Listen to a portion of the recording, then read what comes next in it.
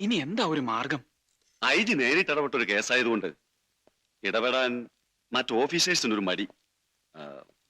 ചേരകുട്ടി, അച്ഛൻ ഡൽഹിയിലുണ്ട്, ഐ ജിയും ഡൽഹിയിലുണ്ട്. അവർ തമ്മിൽ ബന്ധപ്പെട്ടാൽ കാര്യം നടക്കും. അതിന് ഡൽഹി കിട്ടണ്ടേ? Sir, Delhi holding. Hello, Kerala house അല്ലേ? സി എമ്മിനെ ഒന്ന് വേണമല്ലോ.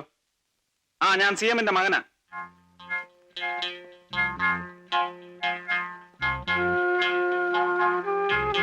നമസ്കാരം സാർ.